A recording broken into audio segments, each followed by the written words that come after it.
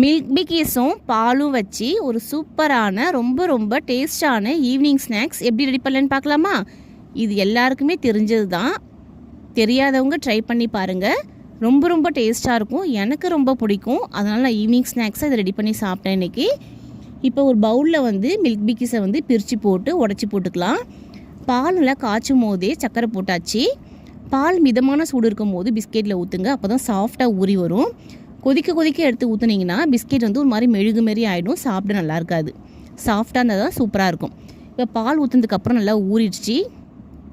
அப்படியே எடுத்து சாப்பிட்டு பார்த்தீங்கன்னா செம்ம டேஸ்ட்டாக இருக்கும். உங்கள் குழந்தைங்களுக்கு தான் இந்தமாரி நீங்கள் கொடுத்துருப்பீங்கன்னு நினைக்கிறேன். கொடுக்கும்போது நீங்களும் சைடில் சாப்பிட்ருப்பீங்க. ரொம்ப சூப்பராக இருக்கும்ல. ட்ரை பண்ணாதவங்க ட்ரை பண்ணி பாருங்கள். செம்ம டேஸ்ட்டாக இருக்கும். இன்றைக்கி ஈவினிங் ஸ்நாக்ஸ் இதான் எங்களுக்கு.